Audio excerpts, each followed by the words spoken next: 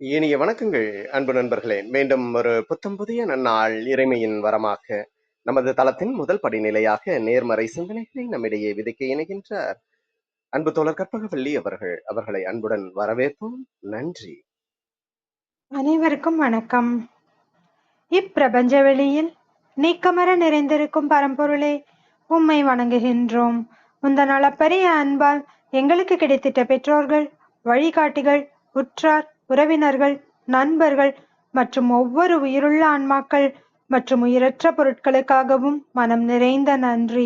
உந்தன் அபரிமிதமான படைப்பால் இப்பூவுலகு உந்தன் எழில் நிறைந்த இயற்கையாலும் நிறை வளங்களாலும் நீடித்த நலங்களாலும் ஆகச்சிறந்த நேர்மறை எண்ணங்களாலும் இவ்வுன்னத உலகிலும் எங்கள் உயிர் துடிப்புள்ள உள்ளங்களிலும் நீக்கமர நிறைந்துள்ளது. உந்தன் அளப்பரிய அன்பினாலும் அருளினாலும் ஆசீராலும் நாங்கள் ஒவ்வொருவரும் உயர்ந்த உன்னதமான வாழ்வியல் பயணத்தை நிறைவுடனும் நிம்மதியுடனும் அன்றாடம் மேற்கொண்டு வருகின்றோம், ஆகச்சிறந்த வழிகளில். இதனால் நாங்கள் இச்சமூகத்தின் இன்றியமையாதவர்கள் என்பதையும், சீரிய வழியில் பயணிக்கும் அளவிற்கு ஆக்கப்பூர்வமான வழிகளில் எங்களை அன்றாடம் புதுப்பித்து வருகின்றோம். உந்தன் ஒப்பற்ற வழிநடத்துதலுடன் சிறுதுளி பெருவெள்ளமாகும் என்பதைப் போல் நாங்களும் சிறுக சிறுக சாதனை துளிகளை கோர்த்து வருங்கால சரித்திரத்தை ஆக்கப்பூர்வமான முன்னெடுப்புகளால் அலங்கரிக்கும் வரம் தாரும். அனைவருக்கும் நன்றி, அனைத்திற்கும் நன்றி, ஆண்டவனுக்கும் நன்றி. நன்றி நன்றிங்க அன்பு தோழர். நமது நிகழ்வின் அடுத்த படிநிலையாக நாம் ஒரு நிமிட தியானத்திற்குள் பயணிக்க இருக்கின்றோம். கண்களை மெலிதாக மூடிக்கொள்வோம், கரங்களை கோர்த்துக் கொள்வோம். இப்பிரபஞ்ச பெருவெளியில் உள்ள இறைமைக்கு மனதார நன்றி பகிர கிடைத்த மற்றும் ஒரு அற்புதமான நன்னாள் இது. இப்பொழுது நாம் உச்சரிக்க இருக்கும் ஒவ்வொரு வார்த்தைகளுடன் நன்றி உணர்வினையும் கலந்து இறைமைக்கு சமர்ப்பிப்போம் அன்பின் காணிக்கையாய். இன்றெடுத்து அன்றாடம் அமுதூட்டி அன்பாகவும் கருணையாகவும் மாறிப்போன அன்பு தாய்க்கு மனம் நிறைந்த நன்றி. ஒவ்வொரு நாளையும் ஒவ்வொரு பொழுதையும் தமது உழைப்பாலும் தியாகத்தாலும் குடும்பத்தை நிறைத்து அறிவாகவும் ஆற்றலாகவும் மாறிப்போன அன்பு தந்தைக்கு மனம் நிறைந்த நன்றி. பரிசுத்தமான இயற்கையை பரிசீலித்து சென்ற நம் முன்னோர்கள் ஒவ்வொருவருக்கும் மனம் நிறைந்த நன்றி. கற்பித்தல் என்னும் இனிய அனுபவங்கள் வாயிலாக அன்றாட பொழுதுகளை அர்த்தமுள்ளதாக்கும் ஆசிரிய பெருந்தகைகள் ஒவ்வொருவருக்கும் மனம் நிறைந்த நன்றி. இப்பிரபஞ்ச பூவுலகினுள் பயணித்துக் கொண்டிருக்கும் பயணிக்க இருக்கின்ற ஒவ்வொரு உயிருள்ள ஆன்மாக்களுக்கும் மனம் நிறைந்த நன்றி. உயிரற்ற பொருட்களாய் வாழ்வின் உடன் வழி துணையாய் வாழ்வின் பாதையை என்றென்றும் நிறைக்கும் உயிரற்ற பொருட்களுக்கும் மனம் நிறைந்த நன்றி. இப்பிரபஞ்ச பூ உலகினை தமது பேரன்பாலும் பேரருளாலும் பேராசிராலும் ஆண்டு அரவணைத்து காத்து வரும் அந்த ஆண்டவனுக்கும் நன்றி. இப்பொழுது நமது சுவாசத்தின் ஓசையில் அது பயணிக்கும் பாதைகளில் நாமும் ஒரு நிமிடம் இணைந்து பயணிப்போம், நம் மூச்சின் சுவாசத்தினை சீர்மைப்படுத்தியவர்களாய்.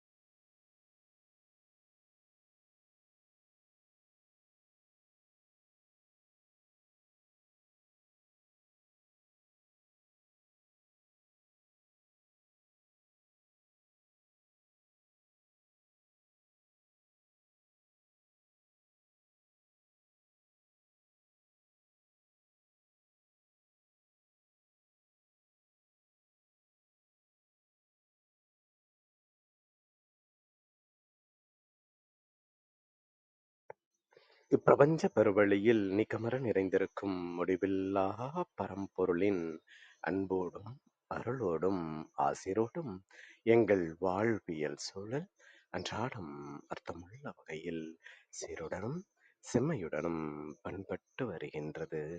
இதனால் இச்சமூகத்தின் சீரிய சிறந்த முன்மாதிரிகளாக நாங்கள் திகழ்வதோடு நில்லாமல் பல்வேறு சாதனைகளையும் அதன் வாயிலாக சரித்திரங்களையும் படைக்கும் அற்புத படைப்பாளிகளாக பரிணமிப்போம். இறைமைக்கு நன்றி.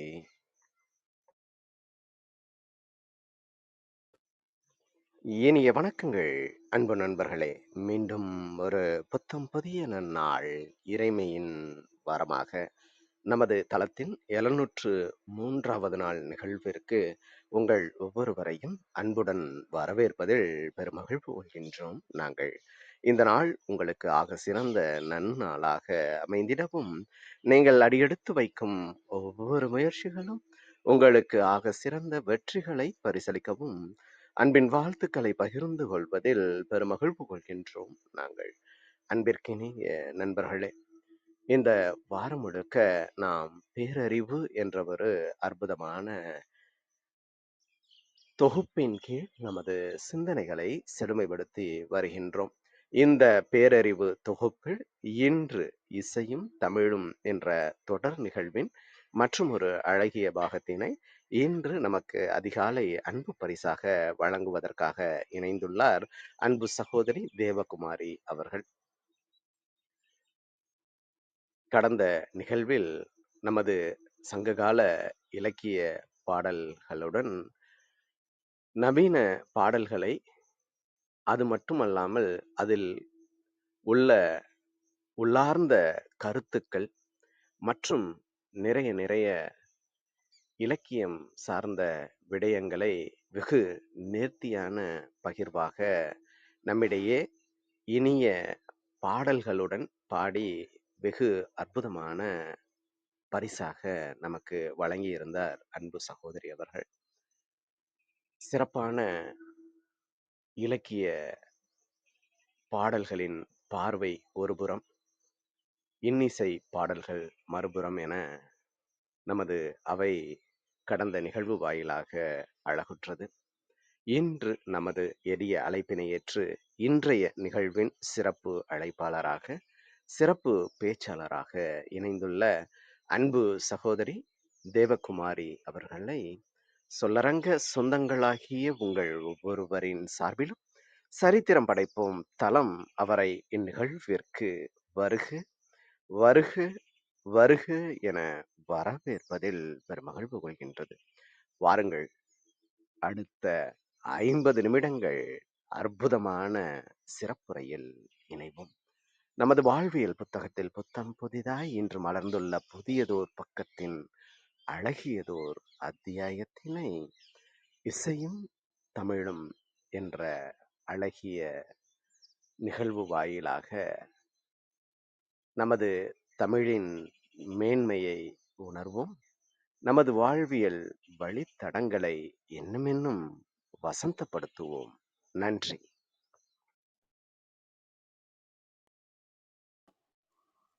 நன்றி.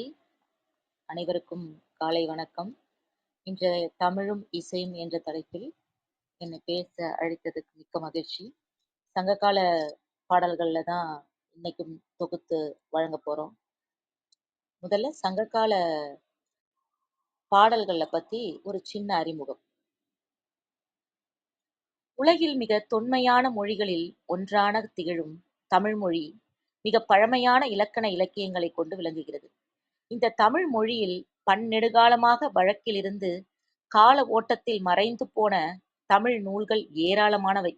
அவற்றை அழிந்தவை போக கிடைத்தவற்றுள் மிக தொன்மையானதாக விளங்குவது இலக்கணத்தில் தொல்காப்பியமும், இலக்கியத்தில் பாட்டும் தொகையும் என குறிப்பிடப்படும் சங்க இலக்கியங்களாகும். இவ்விலக்கியங்களே தமிழ் இலக்கியத்தின் கொடுமுடியாக நின்று உலக அரங்கில் தமிழ் மொழியின் பெருமையையும் பண்பாட்டையும் பறைசாற்றுகின்றன. பாண்டிய மன்னர்கள் தாங்கள் ஆண்ட தலைநகரங்களில் சங்கம் என்ற ஒரு அமைப்பை ஏற்படுத்தி அவற்றின் வழி திறன் வாய்ந்த தமிழ் அறிஞர்களை கொண்டு செய்யுள் இயற்றுதலும், இயற்றப்பட்ட செய்யுள்களின் தரத்தை ஆராய்தலும் என்ற நிலைகளில் தமிழ் வளர்க்கும் பணியை மேற்கொண்டு வந்தனர். அந்த வகையில் தென் மதுரையை தலைமையிடமாக கொண்டு முதற்சங்கமும், கபாடபுரத்தை தலைநகரமாக கொண்டு இடைச்சங்கமும், தற்போதைய மதுரையை தலைநகரமாக கொண்டு கடைச்சங்கமும் நடைபெற்று வந்தன. இந்த சங்கங்களுள் முதல் மற்றும் இடைச்சங்கங்கள் கடல் கோள்களின் காரணமாக அழிந்து போயின. கடைச்சங்கம் கிபி 2ஆம் நூற்றாண்டு வரை நடைபெற்று வந்தது. இவ்வாறு சங்கம் இருந்த காலத்தில் தோன்றிய இலக்கியமாதலின் இவை சங்க இலக்கியங்கள் என்று அழைக்கப்பட்டன. இத்தகைய சங்க இலக்கியங்கள் பல்வேறு இடங்களில், பல்வேறு காலங்களில், பல்வேறு புலவர்களால் பாடப்பட்டவை. இப்பாடல்களை பாடிய புலவர்கள் அரசர், வணிகர் என பல நிலைப்பட்டவர்களாக இருந்தனர். இவர்களுள் பெண்பாற் புலவர்களும் அடங்குவர். நாட்டுப்புற மரபில் உதித்து பாணர்களால் வளர்க்கப்பட்டு கற்றறிந்த புலவர்களால் செய்யுள்களாக இயற்றப்பட்டு வளர்க்கப்பட்ட இந்த சங்க பாடல்கள் அரசர்களின் முயற்சியிலும் ஆதரவிலும் தேடி திரட்டி பாடுபொருள் அடிப்படையில் அகம் புறம் என பகுக்கப்பட்டு அடிவரையறையின் அடிப்படையில் தனித்தனியாக தொகுதிகளாக தொகுப்பு பெற்றன. இது 8 தொகை பாடல்கள். இது முதலில் புலவர் பலரால் பல்வேறு காலகட்டத்தில் பாடப்பட்டு தனித்தனியாக உதிரிகளாக கிடந்தவற்றை தேடி திரட்டி பாடலின் பொருண்மை அடிப்படையில் அடியளவு நோக்கியும் 8 தொகைகளாக தொகுக்கப்பட்டன. அவற்றை நற்றிணை, நல்ல குறுந்தொகை, ஐங்குறுநூறு, ஒத்த பதிற்றுப்பத்து, ஓங்கு பரிபாடல், கற்றறிந்தார் ஏத்தும் களியொடு அகம்புறமென்று இத்திறந்த 8 தொகை என பழம்பெரும் பாடல் ஒன்று குறிப்பிடுகிறது. இதுல நற்றிணை, குறுந்தொகை, ஐங்குறுநூறு, அகநானூறு, கலித்தொகை இவை 5 தொகை நூல்களும் அகப்பாடல்களை தொகுப்பாகவும், பதிற்றுப்பத்தும் புறநானூறும் புறப்பாடல் தொகுப்பாகவும், பரிபாடல் மட்டும் அகமும் புறமும் கலந்த தொகுப்பாகவும் இங்கு விளங்குகிறது. இதுல நம்ம 3 இலக்கியங்கள்ல இருந்து எடுக்கிறோம். புறநானூறு, நற்றிணை, அகநானூறு இந்த 3 இலக்கியங்கள்ல இருந்து 3 பாடல்கள் இன்றைக்கு நம்ம எடுத்திருக்கோம். முதல்ல புறநானூறு பாடலை பத்தி நம்ம பார்த்திடலாம். புறநானூறு ஒரு சின்ன முன்னூட்டம்.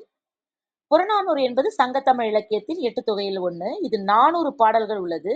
இது புறத்திணை சார்ந்த நூல். அதாவது மன்னர்களோட போர், வெற்றி, தோல்வி போன்ற புறவயமான விஷயங்களை மையமாக கொண்டது. இதுல 150 மேற்பட்ட புலவர்கள் இந்த பாடல்களை எழுதியிருக்காங்க. சங்ககால மன்னர்களை பற்றியும், அரச குடும்பங்களோட பற்றியும், அவர்களுடைய போர் முறை, சமூக தகவல்கள் இந்த நூல்கள் மூலமா நம்ம தெரிஞ்சுக்கலாம். வெஞ்சி, கரந்தை, வஞ்சி, காஞ்சி, நொச்சி, உழஞை, தும்பை, வாகை, பாடான், பொதுவியல், கைக்கிளை, பெருந்திணை போன்ற புறத்திணைகள் இந்த பாடல்ல இடம்பெற்றிருக்கு. சங்க காலத்தோட மக்களோட சமூக வாழ்க்கை, பண்பாடு, நம்பிக்கைகள் பற்றிய தகவல்களை நம்ம புறநானூறு பாடல்கள் வாயிலாக நம்ம தெரிஞ்சுக்கலாம். ஆசிரியப்பாவில் அமைந்த பாடல்கள் இதுல 4 அடி முதல் 40 அடி வரை உள்ள பாடல்கள் இருக்கு. முதல்ல இது என்ன திணைனா, முதல் பாடல் வாகை திணை பாடல். இது துறை அரச வகை சார்ந்தது. அரச வாகை பாடல் திணை, வாகை திணை, துறை அரச வாகை. காலம் கிமு 3 முதல் கிபி 2 வரை. இந்த பாடலை எழுதியவர் குறுங்கோழியூர் கிழார். இந்த பாடல் வாகை திணை. எப்படின்னா, வெற்றி பெற்ற மன்னன் வாகைப்பூ சூடி மகிழ்வது வாகை திணை. இந்த பாடல்ல பாடப்பெற்றோர், இந்த பாடலை யாருக்காக பாடியிருக்காங்கன்னா, யானைக்கஞ்சை சேரமான் மாந்தரஞ்சேரல் இரும்பொறை அவனுடைய வீரத்தையும் வெற்றியையும் புலவர் குறுங்கோழியூர் கிழார் பாடுறதுனால, இது ஒரு அரசனை பாடுறதுனால இந்த துறை அரச வாகை அப்படின்றது நமக்கு புலப்படுது இல்லைங்களா. இந்த புலவர் யாருன்னா, சங்ககால புலவர்களுள் ஒருவர். குறுங்கோழியூர் அந்த கோழியூர் அப்படின்றது, கோழியூருக்கு உறையூர் அப்படின்ற இன்னொரு பெயரும் இருக்கு. அவர் இந்த கோழியூர் என்ற ஊர்ல வாழ்ந்ததுனால இவருக்கு இந்த பெயர் வந்திருக்கு. மேலும் கிழார் அப்படின்னா வேளாண் தொழில் செய்பவர் அப்படின்னு அர்த்தம் என்று பொருள் உள்ளது. இவர் எந்த அரசர்களையோ வள்ளல்களையோ சார்ந்து வாழல. இவர் ஓரளவுக்கு வசதியானதுனால அவங்களெல்லாம் சார்ந்து வாழல. இவர் புறநானூற்று பாடல்ல 3 பாடல்களை பாடியுள்ளார். 3 பாடலுமே சேர மன்னனான யானைக்கண்சை மாந்தரஞ்சேரல் இரும்பொறையை சிறப்பித்து பாடிய பாடல்களே ஆகுமா. இந்த மன்னன் தான் ஐங்குறுநூறு தொகுப்பினை தொகுப்பித்தவன் அப்படின்னு சொல்லுவாங்க. இவர் என்னன்னா, தலையலங்கானத்து போர்ல பாண்டிய நெடுஞ்செழியனோட போர் புரிந்து அவன்கிட்ட சிறைப்பட்டிருக்கான். சிறைப்பட்டிருந்தாலும் அங்கிருந்து எப்படி வந்தான்றதை எப்படி குறிப்பிடுறாங்கன்னா, குழியில் விழுந்த ஆண் யானை குழியை தூர்த்தி கொண்டு சென்று தன் இனத்தை சேர்வது போல சேரன் பாண்டியனின் சிறையை உடைத்து கொண்டு சென்று தன் நாட்டுக்கு மீண்டும் அரசனானா அப்படின்னு சொல்றாங்க. அது தெய்வத்தால் ஆகாததெனும் முயற்சித்தல் மெய்வருத்தல் கூலி தரும் அப்படின்ற குரலுக்கு ஏற்ப இந்த மன்னன் வாழ்ந்ததாகவும் சொல்றாங்க. அது முயன்றால் முடியாதது இல்ல. உரிமை இழந்த மண்ணையும் இழந்த பொருளையும் திரும்பவும் தன்னோட முயற்சியால மீட்டு கொண்டு வந்து திரும்பவும் ஆட்சி புரிஞ்சான் அப்படின்ற உண்மை உண்மையை மெய்ப்பித்தவன் இந்த அரசன் அப்படின்னு சொல்றாங்க. யானை கண் அப்படின்ற அடைமொழி எப்படி வந்ததுன்னா, இவனோட கண் யானை கண் போல சின்னதாகவும் கூர்மை கொண்டதாகவும் கண்ணை பெற்றிருந்தமையால் இந்த பெயர் வந்திருக்கும் அப்படின்னு சொல்றாங்க. நம்ம பாடலை பார்த்திடலாம். இருமுன்னீர் குட்டமும் வியல் ஞாலத்து அகலமும் வழிவழங்கு திசையும் வரிது நிலையிய காயமும் என்றாங்கு அவை அளந்து அறியினும் அளத்திற்கு அரியை அறிவும் ஈரமும் பெருங்கண்ணோட்டமும் சோறு படுக்கும் தீயோடு செந்நாயிற்று தெறல் அல்லது பிரிது தெறல் அறியார் நிழல் வாழ்வோரே. திருவில் அல்லது கொலைவில் அறியார் நாஞ்சில் அல்லது படையும் அறியார் திறனறி வயவரோடு தெவ்வர் தேய அப்பிறர் மண் உண்ணும் செம்மல் நின் நாட்டு வயவுறு மகளிர் வேட்டு உனின் அல்லது பகைவர் உண்ணா அரு மன்னனையே. அம்பு துஞ்சும் கடி அரணால் அறம் துஞ்சும் செங்கோலையே புதுப்புல் வரினும் பழம்புல் போகினும் விதுப்புறவு அறியா ஏம காப்பினை அணையை ஆகல் மாறே மண்ணுயிர் எல்லாம் நின் அஞ்சுமே. இந்த பாடலோட பொருள் என்னன்னா, பெரிய கடல் ஆழம் எவ்வளோ ஆழம் இருக்கு, அகன்ற இவ்வுலகத்தின் பரப்பு எவ்வளோ பெரிய உலகம், அவ்வளோ பரப்பளவு கொண்ட உலகம். வானத்துல செல்லும் திசையை கூட கண்டுபிடிச்சிடலாம். பெரிய கடலோட ஆழத்தை கண்டுபிடிச்சிடலாம், அளந்துடலாம். அகன்ற இவ்வுலகத்தின் பரப்ப கலந்துடலாம். வானத்தில் காற்று போகும் திசையை கண்டுபிடிச்சிடலாம். வடிவில்லா நிலை பெற்ற ஆகாயம் அப்படின்ற சொல்றதைய கூட அளந்துடலாம். ஆனா அளந்து அறிந்து கொள்ள முடியாதது என்னன்னா, உன்னோட அறிவையும் அன்பு கொண்ட உன்னுடைய ஈர நெஞ்சத்தையும் பரந்துபட்ட உன்னுடைய கண்ணோட்டத்தையும், அதாவது அனைவருக்கும் உதவும் எண்ணத்தையும், இவ்வளவுதான் அப்படின்னு உன்னை அளக்க முடியவே முடியாது. அப்படிப்பட்ட அரியவன் நீ அப்படின்னு சொல்றாரு புலவர் இந்த அரசரை பார்த்து. ஆதலால் உன்னுடைய ஆட்சியின் நிழலில் வாழ்வோர், உனக்கு கீழே உன்னோட கொடைக்கு கீழே வாழறவங்க, மேலும் என்னன்னா, சோறு சமைக்கிறப்ப வரும் நெருப்போட சூடு, அது வெம்மை சொல்றாங்க. அந்த சூடையும் தவிர சூடு செந்நாயிற்று வெண்மை, அதாவது சூரிய ஒளியால வர சூடு, அந்த வெம்மையை தவிர வேறு எந்த வெம்மையுமே அவங்க அறியாதவங்க. அதாவது பகைவர்கள் ஒரு நாட்டை பிடிக்க வரணும்னா, பகைவர் நாட்டுல எல்லா இதெல்லாமே எரிச்சு விட்டுட்டு அது மாதிரிலாம் போவாங்கல்ல, கொளுத்திட்டு போவாங்க அப்படிலாம் சொல்லுவாங்கல்ல, அந்த மாதிரி எந்த சூடையும் அறியாதவங்க. சோறு சமைக்கிறப்ப வர அந்த அடுப்புல இருந்து வர சூடையும் செந்நாயிற்று சூடையும் தவிர வேறு எந்த சூட்டையும் அவர்கள் அறியாதவர்கள். மேலும் வானத்துல தோன்ற அழகிய வானவில் அதை பார்த்ததை தவிர இவங்க பகைவரது கொலைவில்லை அறியாதவர்கள். ஏன்னா போரே இல்லாம மக்கள் அவ்வளவு மகிழ்ச்சியா வச்சிருக்காரு அவரு. அந்த அளவுக்கான வானத்துல இருக்க வில்ல தவிர வேற எந்த கொலை வில்லையும் அவங்க அறியாதவங்க. அடுத்து மேலும் நிலத்தில் விழும் கலப்பை படை தவிர வேறு எந்த படைக்களத்தையும் அவங்க அறியாதவங்க. நிலத்துல உழறதுக்கு படைக்கலம் எடுத்துட்டு அந்த கலப்பை படையை எடுத்துட்டு போவாங்கல்ல, அது மட்டும்தான் அவங்க பார்த்திருக்காங்க. வேற எந்த படைக்களத்தையும் அவங்க பார்த்தது இல்ல. மேலும் நீ என்ன பண்ற, போர்த்திறன் அறிந்த வீரர்களோடு சென்று பகைவர் அழிய, நீ போர்த்திறனோட பகைவர்களை உன்னோட வீரர்கள் எல்லாம் கூட்டிட்டு போய் பகைவர் நாட்டு தேசத்தை மன்னனை அவனை தோற்கடிச்சு அந்த மண்ணை எடுத்துக்கிட்டு வர பெருமையுடைய தலைவன். ஆனா உன்னுடைய நாட்டுல பகைவர்கள் மண்ணை எடுத்துட்டு போக முடியாது. உன்னுடைய நாட்டுல இருக்கிற மகளிர் இருக்காங்கல்ல, வயிற்று குழந்தையோட சூளுற்ற மசக்கையின் பொருட்டு இந்த மசக்கையில இருக்கிறவங்க இந்த மண்ணை எடுத்து சாப்பிடுவாங்க இல்லையா, அந்த அவங்கதான் உன்னுடைய மண்ணை எடுத்து சாப்பிட முடியும். பகைவர்கள் உன்னோட மண்ணைய தொடக்கூட முடியாது. அப்படிப்பட்ட பெருமையை உடைய மண்ணை உடையவன் நீனு அப்படின்னு சொல்றாங்க. அடுத்து அம்புகளுக்கு வேலை இல்லாது அமைதி கொள்ளும், அது மாட்டுக்கு கொலைக்களத்துல அமைதியா இருக்கு. அந்த அளவுக்கு எந்த ஒரு தொல்லையும் இல்லாம மக்கள் மகிழ்ச்சியோட இருக்காங்க. அப்படிப்பட்ட காவல் அரணை நீ பாதுகாப்பு வளையத்தை போட்டு வச்சிருக்க மக்களுக்கு. அந்த அளவுக்கு பாதுகாப்பு வளையத்தோட அறமும் நிலைக்கும் வண்ணம் செங்கோல் ஆட்சி உடையவன் நீ. அறத்தோட நீ ஆட்சி பண்ற. மேலும் புது பறவைகள் வந்தாலும் பழைய பறவைகள் அவ்விடத்தை விட்டு போனாலும் அவற்றால் தீய நிமித்தம் வந்ததென்று பயம் கொள்ளாமல், அப்ப அந்த காலத்துல என்ன பண்ணிருக்காங்கன்னா, ஒரு பறவைகள் வச்சு ஒரு நிமித்தம்னா இந்த சகுனம் பாக்குறது சொல்லுவாங்க.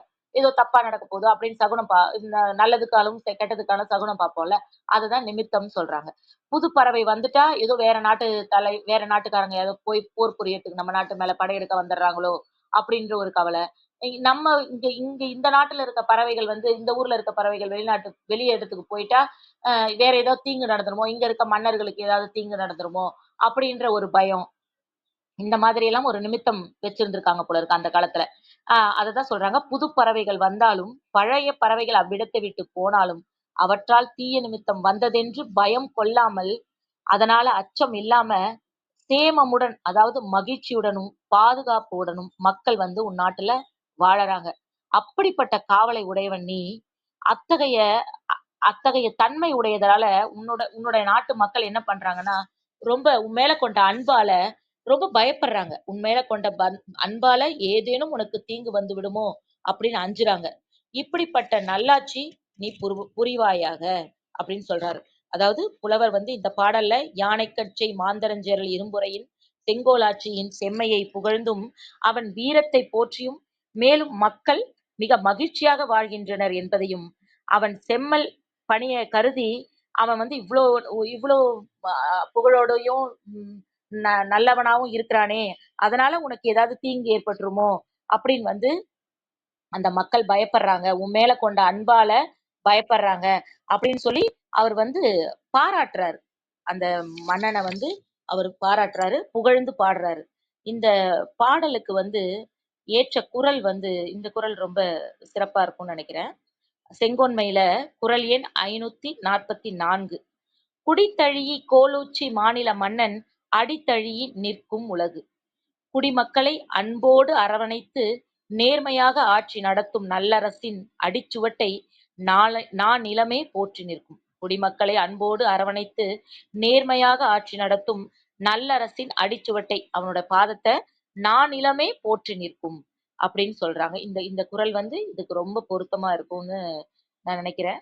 இதற்கான தற்போதைய சினிமா பாடல், அதாவது திரைப்பட பாடல்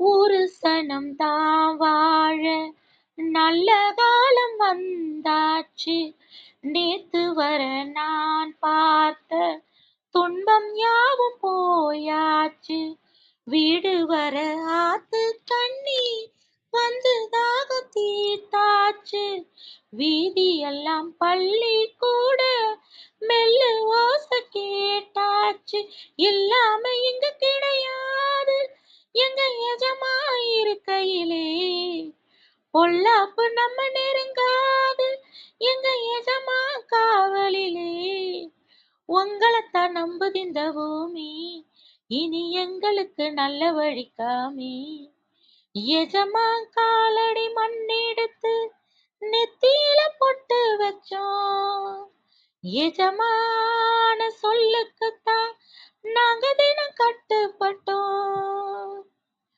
தோட்டம் காடு மேடெல்லாம் சொந்தம் தேடும் தொழிலாளி, ஊருக்கொரு கஷ்டம் வந்தா பங்கு போடும் பாட்டாளி, உள்ளபடி நீதி சொல்ல தேவையில்ல நாற்காலி, தன்னால வணங்குது ஊரு எங்க எஜமா நடக்கையிலே, என்னாலும் குறை கிடையாது எங்க எஜமா இருக்கையிலே, உங்களைத்தான் நம்புது இந்த பூமி, இனி எங்களுக்கு நல்ல வழி காமி, எஜமா காலடி மண்ணெடுத்து நெற்றியில பொட்டு வச்சோம், எஜமான சொல்லுக்குத்தான் நாங்க தினம் கட்டுப்பட்டோம், உங்களைத்தான் நம்புது இந்த பூமி, இனி எங்களுக்கு நல்ல வழி காமி, உங்களைத்தான் நம்புது இந்த பூமி, இனி எங்களுக்கு நல்ல வழி காமி, எஜமா காலடி மண்ணெடுத்து நெத்தியில பொட்டு வச்சோம், எஜமான சொல்லுக்குத்தான் நாங்க தினம் கட்டுப்பட்டோம். நன்றி. அடுத்த பாடல் 8 தொகையிலிருந்து தான் நற்றிணை பாடல். இதுவுமே அகத்திணை பாடல் தான். இந்த நூலும் தனித்தனி பாடல்களாக பலராலும் பாடப்பட்டு பின்னர் தொகுக்கப்பட்டது. இதனை வந்து நற்றிணை 400 என்றும் தூது என்று இலக்கியத்திற்கு வழிகாட்டி எனவும் கூறுவர். இந்த பாடலை தூது என்ற இலக்கியத்திற்கு வழிகாட்டின்னு சொல்வாங்க. இந்த நூல் கடவுள் வாழ்த்தோடு 401 பாடல்கள் உள்ளன. இவை அனைத்துமே ஆசிரியப்பாவில் அமைந்துள்ளன. இதுல வந்து பெரும்பான்மையான பாடல்கள் வந்து 9 அடி முதல் 12 அடி வரை கொண்டவை. இந்த நூல்களை தொகுத்தவர் யாருன்னு தெரியல. ஆனா தொகுப்பித்தவர் பன்னாடு தந்த பாண்டிய மாறன் வழுதி ஆவார். இவர் வந்து பாண்டிய மன்னன். இதுல வந்து 7 அடி பாடலும் இருக்கு, 13 அடி பாடலும் இருக்கு. ஆனா பெரும்பான்மை 9ல இருந்து 12 அடி வரை இருக்கும். 7 அடி பாடலும் உண்டு, 13 அடி பாடலும் உண்டு. நற்றிணை பாடலின் வாயிலாக அந்த கால மக்களோட பரவி கிடந்த பழக்க வழக்கங்களை நம்ம தெரிஞ்சுக்கலாம். மேலும் முக்கியமா தலைவன் பிரிவால் வாடும் தலைவி தன் தலைவனின் வரவை சுவற்றில் கோடிட்டு கணக்கிடும் பழக்கம் இந்த இந்த இந்த பாடல்கள் மூலயமா தான் நம்ம தெரிஞ்சது. அந்த சுவத்துல சோடிட்டு எத்தனை நாள் ஆச்சுன்னு கணக்கிடுற பழக்கம் வந்து இந்த இந்த பாடல்கள் மூலயமா தெரிஞ்சுது. மேலும் காதலனோட வரவை பள்ளி கத்தும் ஓசையை வைத்து சகுனம் பார்க்கும் வழக்கமும் அந்த கால மக்களின் நம்பிக்கையும் இந்த பாடல்கள் மூலயமா அறியலாம். மேலும் மகளிர் வந்து கால்பந்து விளையாட்டு விளையாடிய பழக்கம் வந்து இருந்தது. அது இந்த பாடல்கள் மூலயமா அறிய முடியுது. மேலும் வந்து பிற்காலத்துல சிறந்து விளங்கிய தூது என்னும் சிற்றிலக்கியத்திற்கு வழிகாட்டியாக குருவி, கிளி, நாரை ஆகியவற்றை தூதுவிடும் பாங்குன அந்த பாங்க வந்து நற்றிணையில காணலாம். இத மூலியமா தான் தூதுன்ற சிற்றிலக்கியத்தை அவங்க எழுதியிருக்காங்க. இத வழிகொண்டு. மேலும் மன்னர்களின் ஆட்சி முறை, கொடைத்திறன், மன்னர்களை பின்பற்றி மக்கள் வாழ்ந்த அறவாழ்வு, இத பத்தி இந்த நற்றிணை பாடல் வந்து இதன் மூலயமா நம்ம தெரிஞ்சுக்க முடியுது. இந்த பாடலை எழுதியவர் யாருன்னா, இந்த நற்றில இருந்து ஒரு பாடல் நம்ம எடுத்திருக்கோம். இந்த பாடலை எழுதியவர் யாருன்னா பாலை பாடிய பெருங்கடுங்கோ. இந்த பாடல் வந்து பாலைத்திணை பாடல் தான். இந்த பாலை பாடிய பெருங்கடுங்கோ சங்க கால புலவர். இவர் வந்து அகநானூறு, கலித்தொகை, குறுந்தொகை, நற்றிணை, புறநானூறு ஆகிய சங்க நூல்கள்ல இவருடைய பாடல்கள் இருக்கு. இவர் ஒரு சேர மன்னன். இவர் மன்னரா இருந்தாலும் புலவரா திகழ்ந்திருக்காரு. இவர் வந்து புகழூரில் உள்ள தமிழ் கல்வெட்டுல அசோகர் காலத்து கல்வெட்டு அது புகழூர் அப்படின்ற ஊர்ல இருக்கு. இதுல இந்த கல்வெட்டுல இவரோட தந்தையாருடைய பெயர் குறிப்பிட்டிருக்காங்க. யாருன்னா கோ ஆதல் சே. அதாவது போன பாடல்ல நம்ம பார்த்தாலும் ஒரு மன்னரை புகழ்ந்து பாடினாங்கல்ல, யானைக்கண் சே சேரமாந்தரல் இளம்பொறை. அந்த அந்த மன்னனை வந்து அவரோட பையன் தான் அவருடைய மகன். இவருடைய பெயர் வந்து பெருங்கடுங்கோ எனவும் இவருடைய மகன் பெயர் இளங்கடுங்கோ என்றும் குறிப்பிட்டிருக்கு அந்த கல்வெட்டு மூலியமா.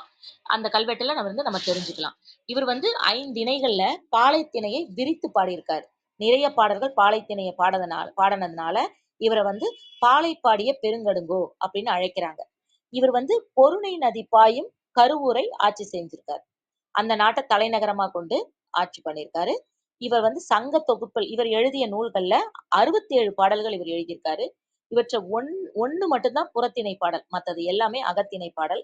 அதுல ஒண்ணு வந்து குறிஞ்சி பாடல், ஒன்று வந்து மருத பாடல், மற்ற 64மே பாலைத்திணை பாடல்கள் தான் எழுதியிருக்காரு. பாலைத்திணையின் பழந்தமிழ் வரலாற்றை இவருடைய பாடல் மூலமா நம்ம தெரிஞ்சுக்கலாம். பாலைத்திணையில பாலை நிகழ்ச்சி, பாலையில் களவு, கற்பு ஆகிய செய்திகளும் இந்த பாடல்கள் மூலயமா நம்ம தெரிஞ்சுக்கலாம். முதல் பாடலை பார்த்திடலாம். அழிவிலர் முயலும் ஆர்வ மாக்கள் வழிபடு தெய்வம் கண் கண்டா அங்கு அலமரல் வருத்தம் தீர யாழனின் நலமின் பனைத்தோல் எய்தினம் ஆகலின் பொறிப்பும் புன்கின் அழற்தகை ஒன்முறி சுணங்கு அணிவன முளை அணங்கு கௌத்திமிரி நிழல் காணதோறும் வண்டல் தை வருந்தாது ஏகுமதி வாள் எயிற்றியே மானனை கொழுதி மகிழ்குயில் ஆளும் நறுந்தன் பொழில கானம் குறும்பல் ஊர யாம் செல்லும் ஆரே.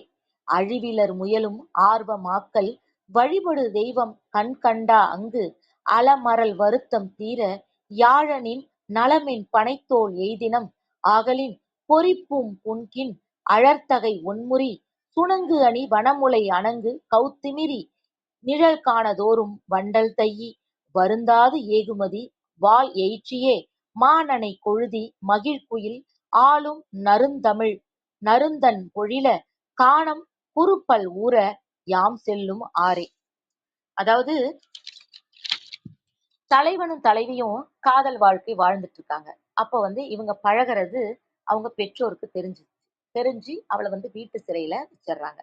அதனால தலைவி என்ன முடிவு பண்றான்னா தலைவனுடன் உடன்போக்கு மேற்கொள்ள முடிவு பண்ணிடுறா. கூட போயிடணும். அவன் அவன் கூட போயிடணும்னு முடிவு பண்ணிடுறா. அப்ப வந்து தலைவனும் அவள வந்து கூட்டிட்டு போறதுக்காக வந்துடுறான். வந்துட்டு அவள வந்து பெற்றோருக்கு தெரியாம காதலன் வந்து அவனோட ஊருக்கு அழைச்சிட்டு போறான். பெற்றோருக்கு தெரியாம வரா. பெற்றோர பிரிஞ்சு இருக்கிறதுனால அவ ரொம்ப வருத்தப்பட்டுட்டு தானே வருவா. எப்படியா இருந்தாலும் அவ வருத்தத்தோட தானே இருப்பா. அதனால அவள வந்து ஆற்றுப்படுத்துறான். போற வழியில உன்னோட விருப்பம் போல மகிழ்வோட ய உன்ன கூட்டிட்டு போறேன் அப்படின்னு சொல்லி ஆறுதல் படுத்தி அழைத்துக்கிட்டு போற மாரி தான் இந்த பாடல் இருக்கு. ஒரு செயலை சோர்வின்றி முயன்று செய்து கொண்டிருக்கும்போது ஒருவனுக்கு அவன் வழிபடும் தெய்வம் அவருக்கு உதவுவதற்காக அவன் கண் முன் வந்து நிற்பது போல மனம் கலக்கம் இல்லாம என்னோட மனக்கலக்கம் தீர அததான் சொல்றாரு. அலமரல் அப்படின்றாரு. அவனோட மனக்கலக்கம் தீர மூங்கில் போன்ற தோள்களை உடையவள உன்ன தோள்கள் உடைய உன்ன உன்னோட நலத்த தழுவும் பேரு நான் பெற்றிருக்கிறேன். அதாவது ஒரு தெய்வமாவே அவள வந்து நினைக்கிறான். அதாவது ஒரு ஒரு செயல சோர்வின்றி செய்யறப்போ அவனுக்கு நம்ம கண்ணு முன்னாடி நம்ம சாமியே கண்ணு முன்னாடி வந்துருச்சு அப்படின்னு சொல்றோம்ல. அது போல அவள வந்து தன்னோட தெய்வமா உன்னை வந்து உன் அழகிய தோள்களுடைய உன்னை வந்து உன்னோட உன்னோட நலத்தை நான் பாதுகாக்கிறதே எனக்கு பெரிய பேரு பெற்றிருக்கேன் நானு. நீ எனக்கு என்னுடைய தெய்வம் அப்படின்னு சொல்லிட்டு அவ்வளவு தூரம் அவளை வந்து விரும்பி மகிழ்வா அவளை வந்து தன்னோட ஆஹ் துணையா ஏற்கிறதுல அவ்வளவு சந்தோஷம். உன்னை வந்து போற்றி பாதுகாக்கிறதே எனக்கு பெருமை அப்படின்னு சொல்றான். அந்த அளவுக்கு மதிக்கிறான் தன்னோட காதலிய. அப்படி சொல்லி கூட்டிட்டு போறான். முதல்ல சொல்லிட்டு அடுத்து என்ன சொல்றான்னா, அரிசி பொறி போல பொறி பொறியாய் பூத்து உதிர்ந்து கிடக்கும் நெருப்பின் ஒத்த நிறம் கொண்ட பூ. அது என்னன்னா புங்கம் பூ. அதாவது அரிசி பொறி போல பொறி பொறியா பூத்து கீழெல்லாம் உதிர்ந்து கிடக்கான். அதை பாக்குறப்ப அதோட நிறம் எப்படி இருக்குன்னா நெருப்பின் ஒத்த நிறம் கொண்ட அந்த பூவையும் அதோட தளிர்களையும் அதோட குட்டி குட்டி இலையையும் சேர்த்து உன் மார்பில அழகாக மாலையா அணிந்து கொள்க. பெண்கள் எப்பொழுதுமே மாலை பூக்கு ஆசைப்படுவாங்கல்ல. பூக்கள் வச்சுக்கிறதுக்கோ மாலையா அணிஞ்சுக்கிறதுக்கோ அப்பெல்லாம் வந்து தலையில வச்சுக்கிறத விட மாலையா எல்லாருமே தலைவன் தலைவி 2 பேருமே மாலையா போட்டுக்கிறது அப்ப அந்த காலத்துல பழக்கமா இருந்திருக்கு. அது போல உனக்கு வந்து அவ்வளவு நிறைய பூக்கள்லாம் கிடைக்கும். அத நீ மாலையா அணிஞ்சு கொள்ளலாம். இப்படிலாம் சமாதானப்படுத்தி கூட்டிட்டு போறான். அடுத்தது நிழலை காணும் இடங்களில் எல்லாம் நீண்ட நேரம் இளைப்பாறிக் கொள்ளலாம். உனக்கு ரொம்ப கால் வலிச்சதுன்னா நிழல் இருக்கிற இடத்துல எல்லாம் உட்கார்ந்து அழகா பொறுமையா போலாம். அடுத்து மணல் காணும் ஆற்றங்கரை ஓரத்துல நம்ம போற வழியில ஆற்றங்கரை இருக்கும். அந்த மணல்ல உட்கார்ந்து அந்த இடத்துல எல்லாம் மணல் வீடு கட்டி விளையாடலாம். அததான் சொல்றாங்க வண்டல் விளையாட்டு அப்படின்னு சொல்றாங்க. அந்த வண்டல் விளையாட்டு விளையாண்டுட்டு போலாம். என்னுடைய அழகிய வெண்மையான பற்களை உடையவளே அப்படின்னு அந்த இடத்துல புகழறான்.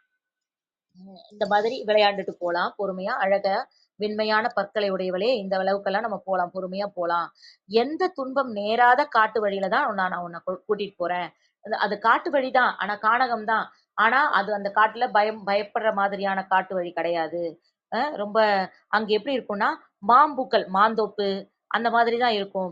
அந்த ரொம்ப மோசமான காடு கிடையாது. பாலை நிலம்னாலே மோசமான காடு வழின்னு தான் நம்ம நிறைய பார்த்திருப்போம். ஆனா இந்த காடு வந்து அப்படிப்பட்ட காடு இல்ல. சோலையாதான் இருக்கு. மாம்பூக்களை கிண்டி உண்ணும் மகிழும் குயில்களும் அது குயில்கள் நிறைஞ்சிருக்கும். அந்த மாம்பூக்களை கிண்டி சாப்பிடும்ல குயில். அந்த குயில்கள் நிறைஞ்சிருக்கும். அது பாடுவதையும் நம்ம ரசித்து மகிழலாம். அடுத்து மேல் ஆல் அப்படின்ற ஒரு மரம். அந்த மரம் வந்து நிறைய இருக்கும். அது வந்து நறுமணம் வீசும். அந்த ரொம்ப வாசமா இருக்கும். அதோட குளுமை நறுமணம் வீசும். குளுமையாவும் இருக்கும். அந்த சோலையில வந்து நம்ம போற வழியெல்லாம் அந்த சோலைகளும் நிறைஞ்சு இருக்கும். அது வழியாவும் நம்ம தங்கி இளைப்பாறிட்டு போலாம். மேலும் நம்ம போற வழியில நல்ல குட்டி குட்டி சிற்றூர்கள் நிறைய இருக்கும். பல பல சிற்றூர்களும் இருக்கும். அந்த ஊர்களையும் பார்த்துட்டு பொறுமையா இருந்து தங்கி சாப்பிட்டுட்டு பொறுமையாவே போலாம். நீ எதுக்கும் கலங்காத. அனைத்து இயற்கை காட்சிகளையும் ரசிச்சு கொண்டு நம்ம கண்களை நிறைச்சுக்கிட்டு நாம் போலாம் அப்படின்னு சொல்லிட்டு தன்னோட காதலிய அவங்க பெற்றோர் விடுத்து கூட்டிட்டு போறப்ப அவளை வந்து அவளை ஆற்றுப்படுத்தி அழைத்து செல்வதா இந்த பாடல் அமைஞ்சிருக்கு.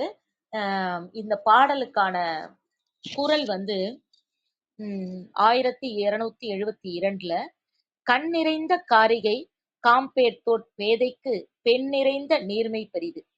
கண் நிறைந்த அழகும் மூங்கில் போன்ற தோள்களும் உடைய என்னோட காதலிக்கு பெண்மை தன்மை நிறைந்து விளங்கும் இயல்பு மிகுதியாக உள்ளது. சாதாரண பெண்களுக்கு இருக்கிற இயல்பை விட என்னோட காதலிக்கு அதிகமாக பெண்மை தன்மை நிறைந்து விளங்கும் இயல்பு மிகுதியா இருக்கு அப்படின்னு புகழற மாதிரி இந்த இந்த குறள் இருக்கு. இந்த குறள் வந்து இந்த இந்த பாடலுக்கு மிக பொருத்தமா இருக்கும். அவன் போற்றி புகழறான்ல. தன்னுடைய அ குலதெய்வம் மாதிரியே அந்த பெண்ண வந்து அ வருவிச்சு பாடுறான். அதுக்கு வந்து இந்த பாடல் வந்து ரொம்ப பொருத்தமா இருக்கும்னு நெனைக்கிறேன். திரைப்பாடல். ஒரு நிமிடம். மானே மரகதமே நல்ல திருநாளிது தென்றல் தமிழ் பாடுது இளவேனில் காலம் இது இதமான நேரம் இது பனி தூவும் மாலை வேலை மானே மரகதமே நல்ல திருநாளிது தென்றல் தமிழ் பாடுது இளவேனில் காலம் இது இதமான நேரம் இது பனி தூவும் மாலை வேளைதான் ஆ, மானே மரகதமே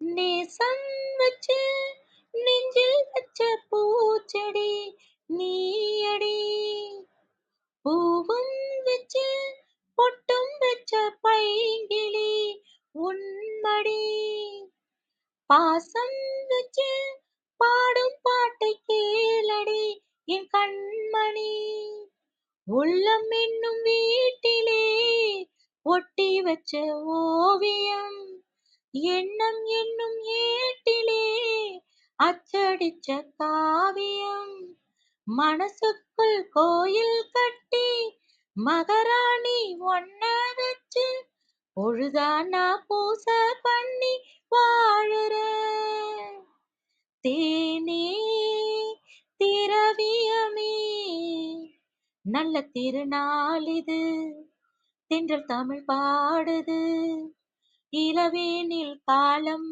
இது இதமான நேரம் இது பனி தூவும் மாலை வேலை தான் மானே மரகதமே ராகம் வச்சு புன்னை வன பூங்குயில் கூவுது மோகம் வச்சு கண்ணி உந்தன் பேரைத்தான் கூறுது தேகம் ரெண்டும் கூடுகின்ற நாளிது நன்னாளிது நட்ட நடு ராத்திரி சொப்பனங்கள் தோணுது சொப்பனத்தில் தானடி கண்கள் உன்னை காணுது அழகான தென்னஞ்சிட்டே இனிமேலும் உன்னை விட்டே இருந்தாலே ஏழை நெஞ்சம் தாங்குமா மானே மரகதமே நல்ல திருநாளிது தென்றல் தமிழ் பாடுது இளவேனில் காலம் இது இதமான நேரம் இது பனி தூவும் மாலை வேலை தான் தேனே திரவியமே நல்ல திருநாளிது தென்றல் தமிழ் பாடுது நன்றி. மேலும் ஒரு பாடல் இது வந்து இதுக்கு ரொம்ப சிறப்பா இருக்கும்னு நினைக்கிறேன். அந்த இயற்கையே இவள வந்து ஆசீர்வதிச்சு இவள வழி நடத்துற மாதிரி ஒரு பாடல் வந்து இதற்கு இன்னுமே பொருத்தமா இருக்கும். அடுத்த பாடல் இதோ. மூங்கிலிலை காடுகளே முத்துமழை மேகங்களே பூங்குருவி கூட்டங்களே வாருங்கள் வானகத்தில் சொர்க்கமில்லை வையகத்தில் உள்ளதென்று ஜோடி ஒன்று தேடுதிங்கே பாருங்கள் பாருங்கள் மூங்கிலிலை காடுகளே முத்துமழை மேகங்களே பூங்குருவி கூட்டங்களே வாருங்கள் வானகத்தில் சொர்க்கமில்லை வையகத்தில் உள்ளதென்று ஜோடி ஒன்று தேடுதிங்கே பாருங்கள் பாருங்கள் மலர்களே மைனாக்களே, சந்தோஷ வேளைதான் சங்கீதம் பாடுங்கள். நாணல்களே நாரைகளே, கல்யாண பெண்ணிவள் நல்வாழ்த்து கூறுங்கள்.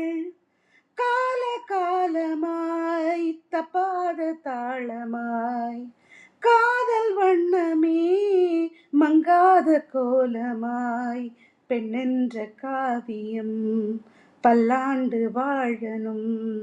மூங்கிலிலை காடுகளே முத்துமழை மேகங்களே, பூங்குருவி கூட்டங்களே வாருங்கள். வானகத்தில் சொர்க்கமில்லை வையகத்தில் உள்ளதென்று ஜோடி ஒன்று தேடதிங்கே பாருங்கள் பாருங்கள். கார்காலமே நீ தூவுமே, செந்தாழம் பூடல் சில்லென்று கூசுமே. ஆண் பாதியும் பெண் பாதியும் ஒன்றாகும் வேளையில் சம்சார கானமே. ஓடம் போலவே உள்ளங்கள் ஆடவே, ஏரி போலவே வெள்ளங்கள் ஊறவே, ஒன்றான ஜாதகம் பல்லாண்டு வாழணும். மூங்கிலிலை காடுகளே முத்துமழை மேகங்களே, பூங்குருவி கூட்டங்களே வாருங்கள். வானகத்தில் சொர்க்கமில்லை வையகத்தில் உள்ளதென்று ஜோடி ஒன்று தேடதிங்கே பாருங்கள் பாருங்கள். மூங்கிலிலை காடுகளே முத்துமழை மேகங்களே, பூங்குருவி கூட்டங்களே வாருங்கள் வாருங்கள்.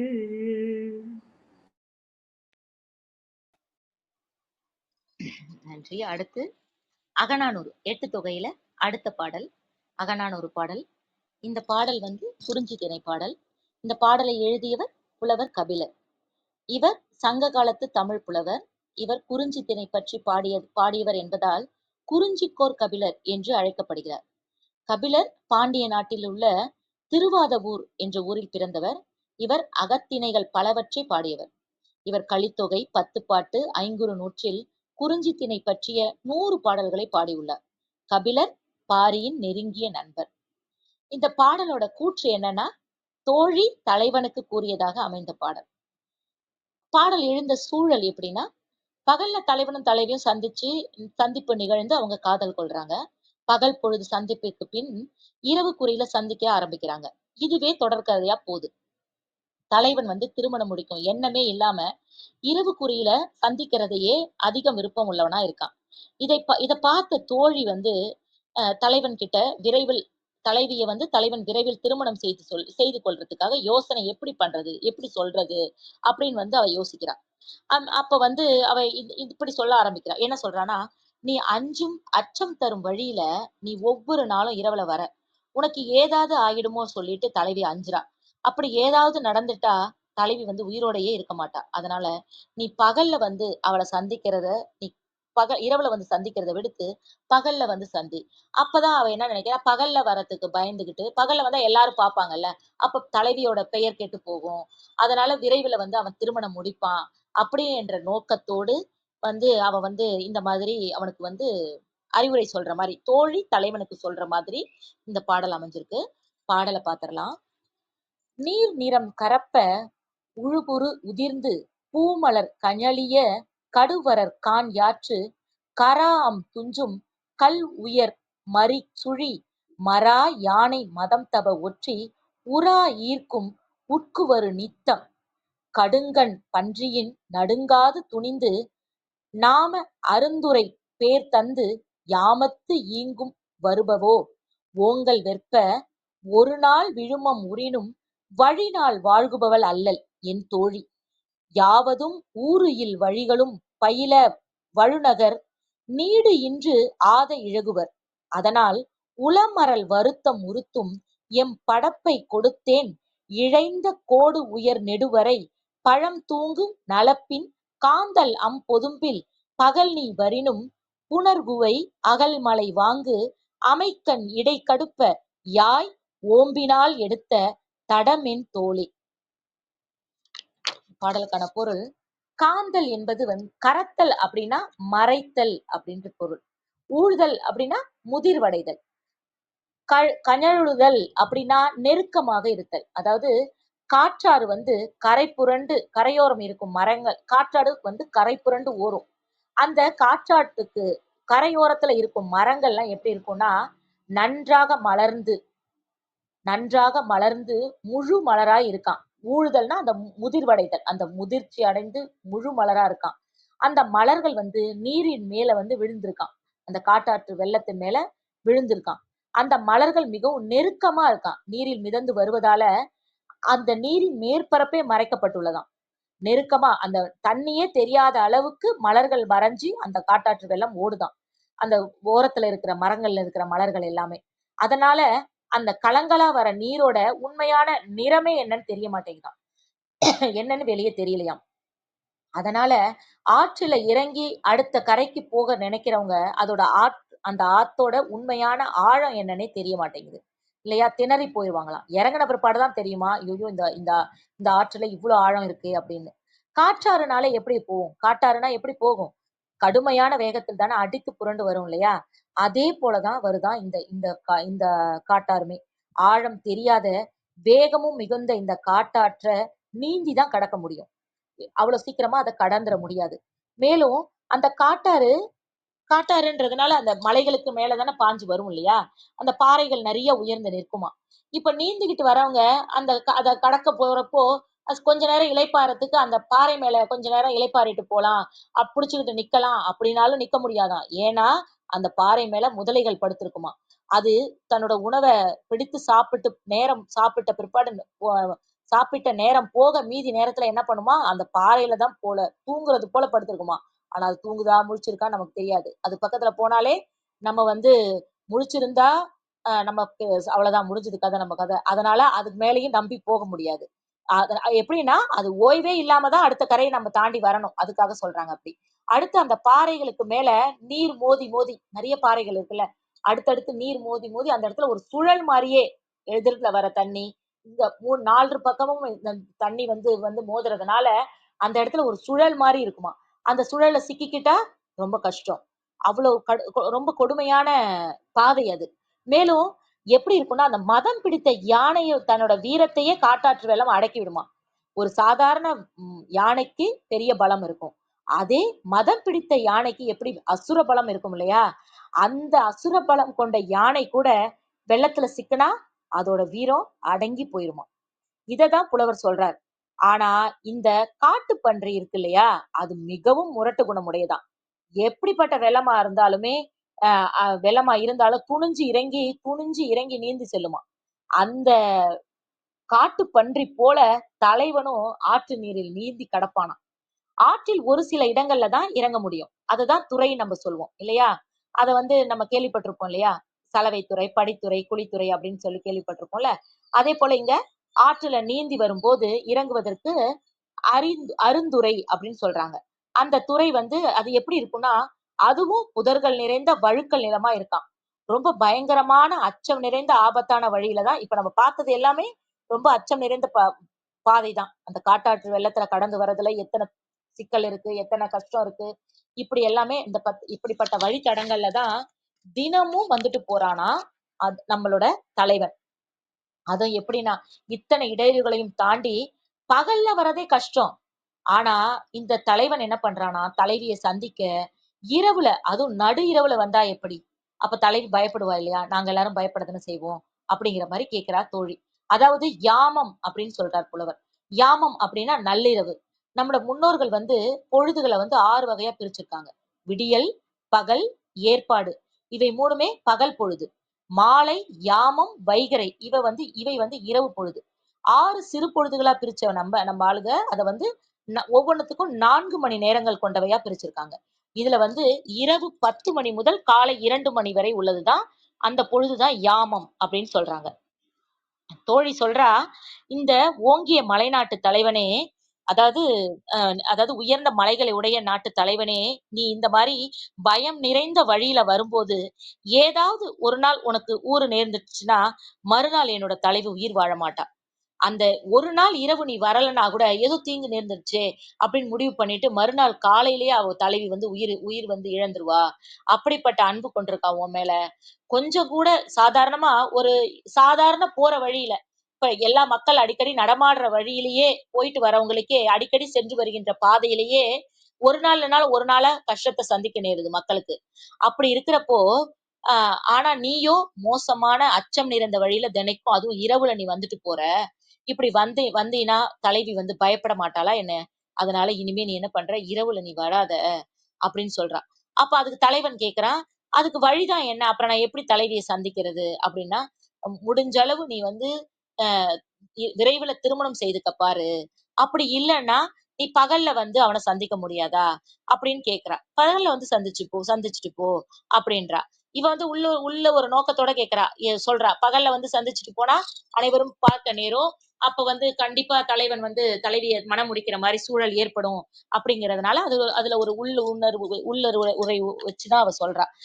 மேலும் வந்து என்ன சொல்றான்னா, நீ அவன் கேக்குறான், ஆஹ் பகல்லனா எங்க அப்படின்ற மாதிரி அவன் கேட்கறதுக்கு முன்னாடியே தலைவி சொல்றா, எங்க வீட்டுக்கு பின்னாடி ஒரு அடுத்து பெரிய தேனடைகள் உள்ள உயர்ந்த மலை இருக்கு. தேனடைகள் நிறைந்த உயர்ந்த மலை இருக்கு. அங்க இனிப்பான பலாப்பழங்கள் நிறைந்த மரங்கள் அடர்ந்த சோலை இருக்கு. மேலும் அங்கே காந்தல் மலர்கள் பூத்து மலர்ந்து கிடக்கும். அந்த மலர்ந்த காந்தல் மலர்கள் பூத்து மலர் படுக்கை போல இருக்கும். நீ வந்து அங்க வந்தீனா தேனும் பழமும் உண்டு கொண்டே நீ வந்து உன்னுடைய தலைவியை மகிழ்ச்சியுடன் தழுவலாமே. அந்த அவளுடைய மகிழ்ச்சியுடன் அவளுடைய தோள்களை தழுவலாமே அப்படின்னு சொல்றா. அந்த தோள்களை பத்தி சொல்றா, வளைந்த அழகிய மூங்கிலை போன்ற. இந்த மூங்கில் தோள்கள் ஏன் சொல்றாங்கன்னா, இரண்டு கணுக்களுக்கும் இடையே உள்ள பகுதியை தான் அது எப்படின்னா திரண்டு உருண்டு இருக்குமா. அந்த தோள்கள் வந்து பெண்களோட தோள்கள் வந்து அழகா இருக்கும். அதுக்குதான் மூங்கில் தோல் போல சொல்றாங்க. அதை என்ன சொல்றாங்கன்னா, அந்த வளைந்த அழகிய மூங்கில் தோலை நீ தழுவலாம். மேலும் எனது தாய் போற்றி போற்றி வளர்த்த, என்னோட தாய் சின்ன வயசுல இருந்து அவளை வந்து போற்றி போற்றி வளர்த்த மென்மையான தோள்களை நீ தழுவலாம் அப்படின்னு சொல்லி தோழி சொல்ற மாதிரி இந்த பாடல் முடியுது. இந்த பாடலுக்கு ஒத்த குரல் வந்து குரல் எண் 1252. காமம் என ஒன்றோ கண்ணின்று என் நெஞ்சத்தை யாமத்து ஆளும் தொழில். காமம் என ஒன்றோ கண்ணின்று என் நெஞ்சத்தை யாமத்தும் ஆளும் தொழில். காதல் வேட்கை எனப்படும் ஒன்று இரக்கமே இல்லாதது. ஏனெனில் அது என் நெஞ்சில் நள்ளிரவிலும் ஆதிக்கம் செலுத்தி அலைக்கழிக்கிறது. காதல் வேட்கை எனப்படும் ஒன்று இரக்கமே இல்லாதது. ஏனெனில் அது என் நெஞ்சில் நள்ளிரவிலும் ஆதிக்கம் செலுத்தி அலைக்கழிக்கிறது. அதாவது இரவிலையும் அந்த யாமம் போன்ற இரவிலையுமே தலைவன் வந்து தலைவியை தேடி வரத்துக்கு அவனை வந்து என்ன தூண்டுது? அந்த பெண் மேல இருக்கிற அவனோட தலைவி மேல இருக்கிற காதல் தான். தலைவியும் அந்த நேரத்துல முழிச்சிருந்து தலைவனை பார்க்கணும்னு ஆசையோட இருக்கிறாள்ல. அந்த அந்த நிகழ்வுக்கு இந்த பொருத்தமா இருக்கும். இந்த இந்த குரல் வந்து ரொம்ப பொருத்தமா இருக்கும்னு எனக்கு தோணுது. அதற்கான பாடல், செம்மீனே செம்மீனே உங்கிட்ட சொன்னேனே, செவ்வந்தி பொண்ணுக்கு சிங்கார கண்ணுக்கு கல்யாண மாலை கொண்டு வாரே, மஞ்சள் தாலியும் குங்குமமும் தாரே, தானான தானான தானா, தானான தானான தானா. செம்மீனே செம்மீனே உங்கிட்ட சொன்னேனே, மலை சாதி பொண்ணுக்கு மடல் வாழை கண்ணுக்கு கல்யாண மாலை கொண்டு வா வா, மஞ்சள் தாலியும் குங்குமமும் தாத்தா. கால் கடுக்க காத்திருந்தேன், கண்ணு ரெண்டும் பூத்திருந்தேன், காதலனை காணலையே, காரணத்தை நான் அறியேன், தினசரி நான் பார்த்த தாமரை பூவும் திருமுகம் காட்டாது போனதின் பாவம். ஊர் தடுத்தும் யார் தடுத்தும் ஓயாது நானும் கொண்ட மோகம், என்றும் ஓயாது நானும் கொண்ட மோகம். செம்மீனே செம்மீனே உங்கிட்ட சொன்னேனே, செவ்வந்தி பொண்ணுக்கு சிங்கார கண்ணுக்கு கல்யாண மாலை கொண்டு வா வா, மஞ்சள் தாலியும் குங்குமமும் தாத்தா. நான் வழங்கும் பூ முடிக்க கூந்தல் ஒன்று ஆடுதங்கே, என் விரலால் பொட்டு வைக்க நெற்றி ஒன்று வாடுதங்கே. இருவரும் அன்றாடம் சேர்ந்ததை பார்த்து இடைவெளி இல்லாமல் போனது காற்று. நான் திரும்பி வரும் வரைக்கும் நீரின்றி வாடும் ஏல நாத்து, கோடை நீரின்றி வாடும் ஏல நாத்து. செம்மீனே செம்மீனே உங்கிட்ட சொன்னேனே, மலை சாதி பொண்ணுக்கு மடல் வாழை கண்ணுக்கு கல்யாண மாலை கொண்டு வா வா, மஞ்சள் தாலியும் குங்குமமும் தாத்தா. தானன தானன தானா, தானன தானன தானா. நன்றி, வாய்ப்புக்கு நன்றி.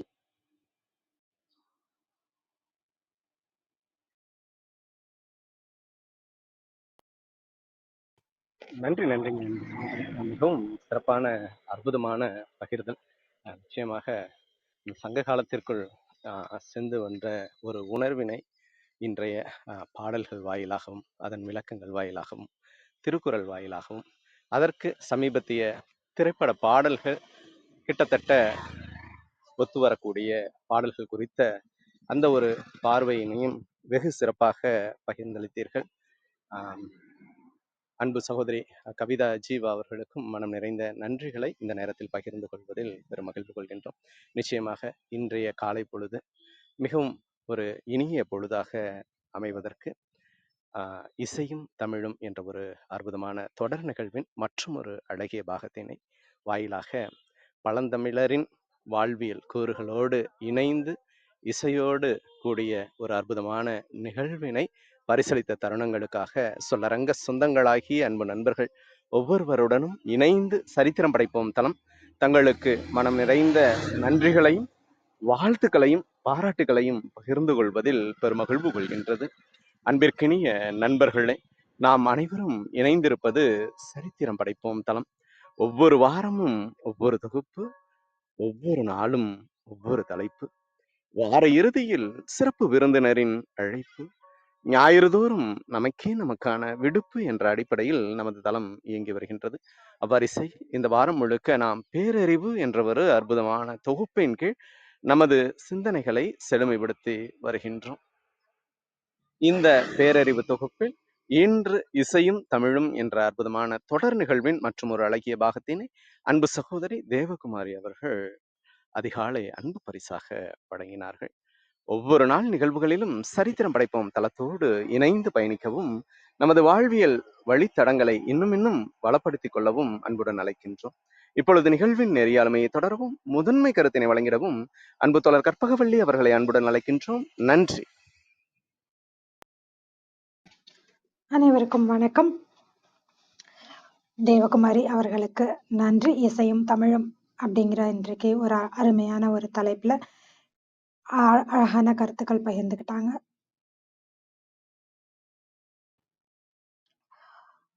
சங்க காலம் அப்படிங்கிறத பத்தி சங்ககால இலக்கியம் அப்படின்னு நம்ம சொல்லும்போது, சங்கங்கள் இருந்த காலம் அப்படிங்கிறதும் அந்த காலகட்டங்கள்ல வந்த இலக்கியத்த நம்ம சங்க இலக்கியம்னு சொல்லி ஒரு அழகான விளக்கமா ஒரு முன்னுரை கொடுத்தாங்க. முதல் பாடல்னா புறநானூறுல 8 தொகையில 1 புறநானூறு. அதுல 400 பாடல்கள் இருக்குது. அதுல புற விஷயங்களை பத்தி பேசுறத மையமாக கொண்டது இந்த பாடல்கள். இதுல இப்ப நம்ம பார்க்க போற பாடல் பார்த்தோம்னா அரச வாகை, அதுக்கு கீழே வருது. குறுங்கோழியூர் கிழார் அப்படிங்கிறவரு இந்த பாடலை எழுதியிருக்கிறாரு. அந்த ஒரு மன்னன் சேரமான் கணைக்கால் இரும்பொறை மன்னனை பற்றி அவரை பற்றி பாடிய பாடல்கள் தான் இது. அவருடைய கண்ணு பார்த்தோம்னா சின்னதாகவும் கூர்மையாகவும் இருக்குது. ஆனா அவருடைய நம்ம இந்த வானத்தை அளந்தரலாம், கடலை அளந்தரலாம். ஆனா அளக்க முடியாததுன்னு பார்த்தா அந்த மன்னனோட அறிவு, அந்த உதவும் நெஞ்சம், ஈர நெஞ்சம், இதெல்லாத்தையுமே நம்ம அளக்கவே முடியாது. அந்த மன்னன் இருக்கிறதுனால அந்த நாட்டு மக்கள் அவ்வளவு ஒரு வாழ்க்கை வாழ முடியுது. அந்த மாதிரி ஒரு அறத்தோட ஒரு ஆட்சி நடக்குது. அடுப்புல இருக்க சூடு மட்டும்தான் அவங்களுக்கு தெரியும். செஞ்ஞாயிரோட சூடு தெரியும். ஆனால் வேற எந்த சூடும் அவர்களுக்கு தெரியாது. வானவில்ல மட்டும்தான் பாக்குறாங்க. மற்ற வில்லெல்லாம் பாக்குறது இல்ல. அந்த அளவுக்கு போரெல்லாம் இல்லாம ஒரு அமைதியான அருமையான ஒரு வாழ்க்கைய வாழ்ந்துட்டு இருக்காங்க அப்படிங்கிற கருத்துக்களை முதல் பாடல் சொல்லிச்சு. அதுக்காக அந்த பாடலோட குறள் பார்த்தோம்னா அதை ஒட்டி வர குறள் 544வது திருக்குறள். குடிதழீஇ கோலோச்சும் மாநில மன்னன் அடிதழீஇ நிற்கும் உலகு அப்படிங்கிற ஒரு குறள். அதற்கு இணையாக சொல்லக்கூடிய ஒரு திரைப்பட பாடல் அப்படின்னு பார்த்தோம்னா எஜமான் காலடி மண் எடுத்து அப்படிங்கிற ஒரு பாடல். ஆர்.வி. உதயகுமார் அவர்கள் எழுதிய பாடலை இளையராஜா அவர்கள் இசையமைச்சிருக்காரு. மலேசியா வாசுதேவன் பாடியிருக்காரு. அதற்கடுத்த பாடல் அப்படின்னு நம்ம பார்த்தோம்னா நற்றிணை. அதுல 67 பாடல்கள் இருக்கு. அதுல ஒன்றே ஒன்று மட்டும்தான் புறத்திணை. மற்றது எல்லாமே அகத்திணையை சேர்ந்தது. பாலை நிலத்தை பத்தி தான் பெரும்பாலும் எழுதியிருக்காங்க. அதுல இந்த ஒரு தலைவன் தலைவி கிட்ட பேசுற மாதிரியான ஒரு விஷயம். 2 பேருமே வீட்டுல திருமணம் ஒத்துக்கல அப்படிங்கும்போது உடன்போக்கு பண்ணலாம் அப்படின்னு முடிவு பண்ணும்போது தலைவி தயங்கும் போது தலைவன் சொல்ற விஷயங்களாக இருக்கு. எப்படி நான் உன்னை ஆறுதல் படுத்தி தேற்றி அழைத்து போகிறாங்க அப்படிங்கறத மாதிரி போற வழியெல்லாம் பத்தி அழகா விளக்கி ஒரு வண்டல் விளையாட்டு விளையாடலாம், அந்த மாலை சூடி கொள்ளலாம், காடு இருக்கும் ஆனா அது பயம் இருக்காது அப்படின்லாம் சொல்லி ஆறுதல் கொடுத்து கூட்டிட்டு போற மாதிரியான ஒரு பாடல். அதற்கேற்ற திருக்குறள் 1272வது திருக்குறள். கண்ணிறந்த காரிகைக்காம் பேதைக்கு பெண் நிறைந்த நீர்மை பெரிது. அதுல பாடல் திரைப்பட பாடல் பார்த்தா மானே மரகதமே அப்படின்ற இளையராஜா அவர்களுடைய இசையில மனோ ஜானகி அவர்கள் பாடிய பாடல். புலமை பித்தன் அவர்கள் எழுதியது. அந்த பாடலை பாடினாங்க. அதே மாதிரி மூங்கிலிலை காடுகளே அப்படிங்கிற ஒரு பாடலை கவிதா அவர்கள் பாடினாங்க. பெண்மணி அவள் கண்மணி அப்படிங்கிற படத்துல வாலி அவர்கள் எழுதிய பாடல். அதுக்கு அடுத்த பாடல் பார்த்தோம்னா 3வதாக சங்க இலக்கிய பாடல் அகநானூறு பாடல். கபிலர் எழுதியது. கபிலரை நம்ம என்ன சொல்றோம்னா குறிஞ்சிக்கோர் கபிலர் அப்படின்னு சொல்றோம். ஏன்னா குறிஞ்சி திணை பற்றி நிறைய எழுதியிருக்காரு. இந்த பாடல் தோழி தலைவன் கிட்ட பேசுற மாதிரியான ஒரு பாடல். ஏன்னா தலைவன் தலைவிய பார்த்துட்டு போறான் இரவுல. திருமணம் செய்திருக்கிறதுக்கான ஒரு பேச்சே இல்லை அப்படிங்கும்போது திருமணம் செய்யறதுக்காக எப்படி எடுத்து சொல்றாங்க. நேரடியா போய் சொல்ல முடியாது திருமணம் செஞ்சுக்கோங்கன்ட்டு, மறைமுகமாக சொல்லணும். இப்ப இரவுல வந்தீங்கன்னா அந்த காட்டாற்று வெள்ளத்துல எவ்வளவு ஒரு இடைஞ்சல்ல அந்த தலைவன் வரான். ஏன்னா காட்டாற்று வெள்ளம் பார்த்தோம்னா ஆழம் கூட கண்டுபிடிக்க முடியாது. யானையால நீந்த முடியாது. இந்த மாதிரி ரொம்ப பயங்கரமான ஒரு வெள்ளமா இருக்கும். அதுல காட்டு பன்றி மட்டும்தான் வெள்ளத்துல நீந்தி போகும். அங்க பாறையில எல்லாம் கூட போய் நம்ம ஒரு நிக்க முடியாது. ஏன்னா பாறையில எல்லாம் முதலைக படுத்திருக்கும். அந்த மாதிரி இருக்கிறதுல அந்த காட்டு பன்றி போல நீந்தி வரக்கூடியவன் தான் தலைவன். அதுவும் யாமம் நேரம் அப்படிங்கிறது. யாமம் அப்படின்னா அந்த நம்ம ஒரு நாள் பொழுதே 4 மணி நேரங்களாக பிரிச்சிருக்காங்க. 6 பொழுதுகளாக. அதுல யாமம் அப்படிங்கிறது 10 முதல் 2 மணி வரையிலான நேரம். அந்த நள்ளிரவு நேரத்துல பகல்லையே வர முடியாது தலைவன். இரவுல வந்துட்டு போறது அப்படிங்கிறது எந்த அளவுக்கு ஒரு பயங்கரமான ஒரு பாதையில வர்றதுனால அப்படி வேண்டாம், பகல்ல வந்துட்டு போலாம். தேனும் பாலும் உண்டு மகிழ்ச்சியோட அந்த மூங்கில் தோள்கள் கொண்ட அந்த தலைவியோட நீங்க மகிழ்ச்சியாக இருக்கலாம் அப்படின்னு சொல்லி தோழி சொல்றதாக இருக்கு.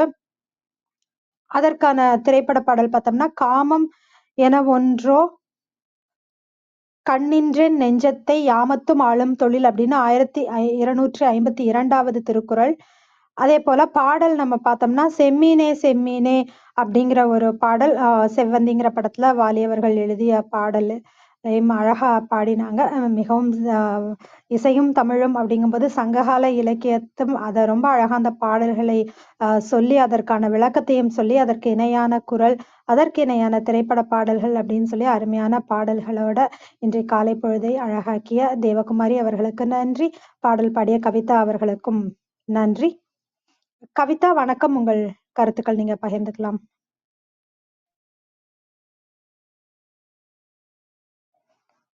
விஜயகுமாரி அம்மா வணக்கம். நீங்க பேசலாம். நன்றிகள் அம்மா. வாழ்க வையகம், வாழ்க வையகம், வாழ்க வளமுடன். குருவாழ்க, குருவே துணை. சரித்திரம் படைப்போம் தளத்திற்கு நன்றி. அதை எடுத்து தினந்தோறும் சரித்திரம் படைத்துக் கொண்டிருக்கும் கருணை உள்ளம் ஆரோக்கியப்பேட்ட ஐயா அவர்களுக்கு பல கோடி நன்றிகள். அதில் நடைபெற்று கொண்டிருக்கும் சிந்தனை சிற்பி கற்பகவல்லி அம்மா, கற்பனை களம் ரேவதி அம்மா, சித்திரம் வடிக்கும் வேல்ராஜ் ஐயா அனைவருக்கும் என் மனமார்ந்த நன்றிகள்.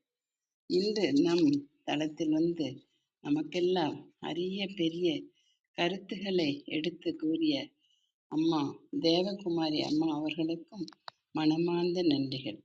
மற்றும் நம் குழுவில் குழுமி இருக்கும் அனைத்து அன்பு உள்ளங்களுக்கும் என் மனமார்ந்த நன்றிகளும் வாழ்த்துக்களும். வாங்க வாழ்த்தும் பயனுக்கும் போயிடலாம். அமைதியாக உட்காந்து கண்களை மூடிக்குவோம். நாம் அமர்ந்துள்ள இந்த இடம் முழுவதும் நல்ல தூய தெய்வீக ஆற்றலே நிரம்பின.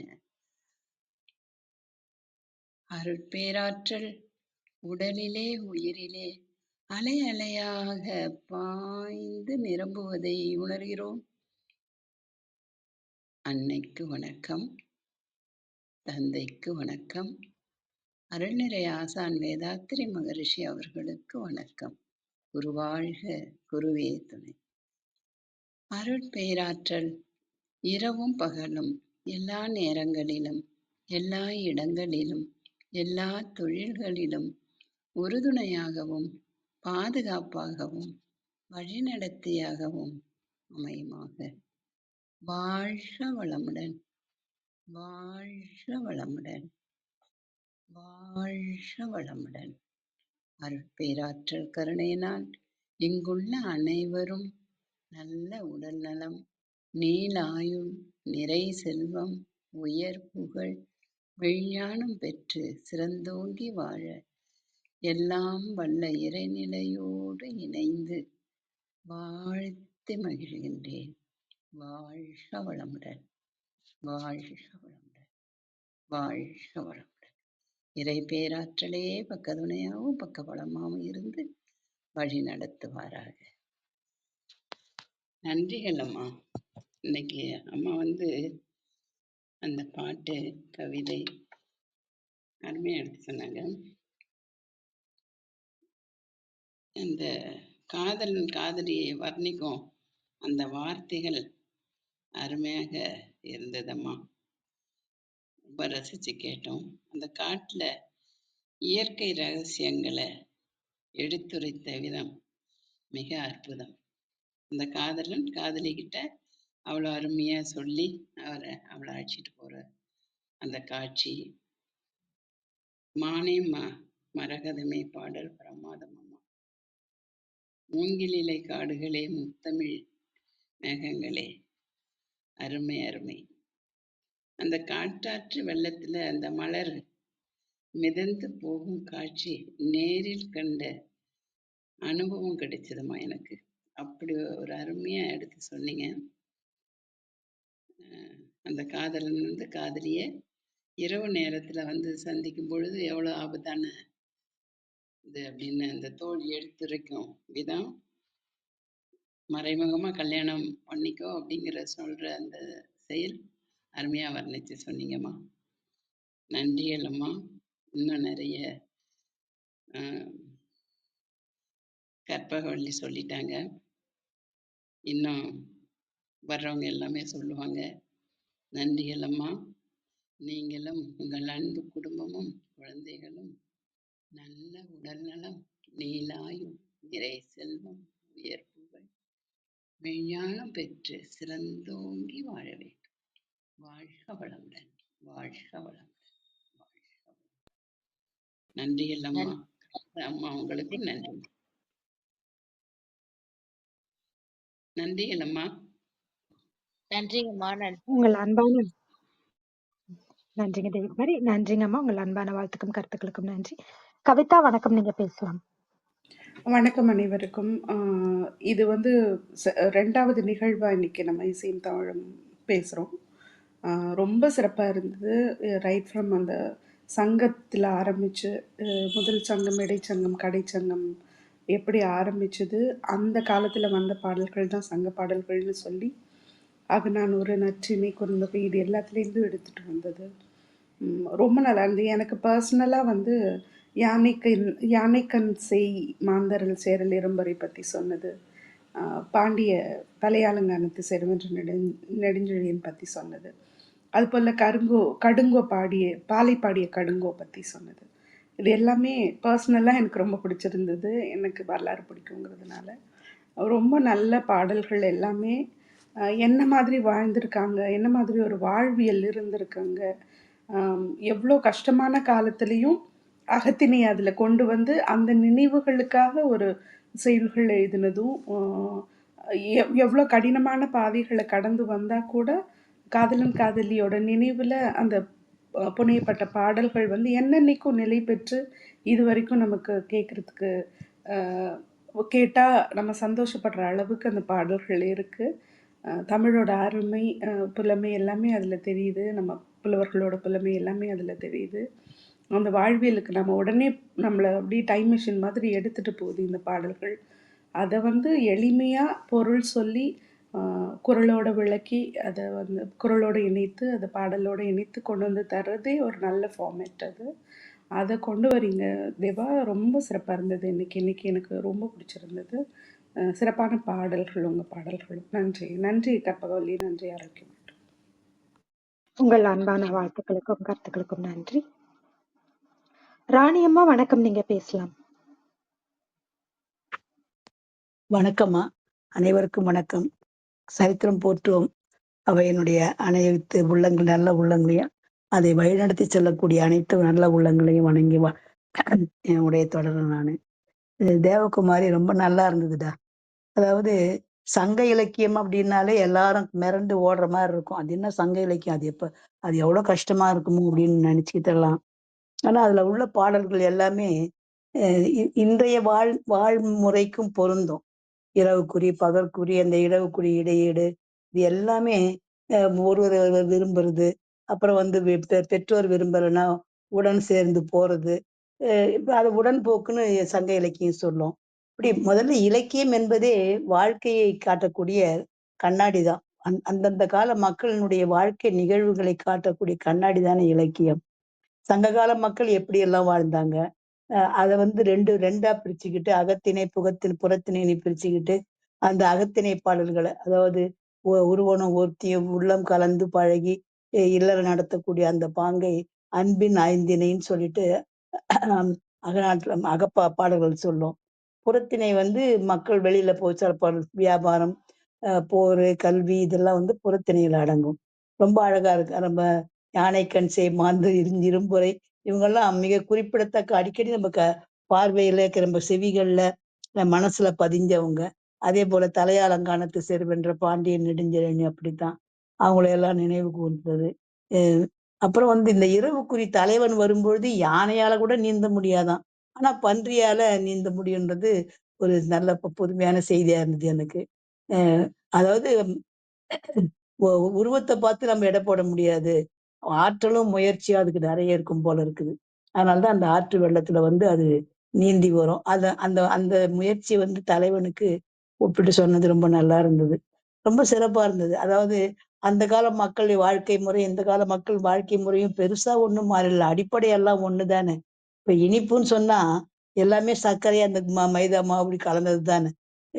வடிவங்கள் வேறுபட்டாலும் கூட சுவையும் தன்மையும் ஒன்று தானே. அது போல சங்க பாடல்கள் அதை இன்றைய திரைப்பட பாடலோடு ஒப்பிட்டு பாடியது ரொம்ப நல்லா இருந்தது. ரொம்ப சிறப்பான பதிவு. இப்படி சங்க இலக்கியங்கள் உள்ள, அதாவது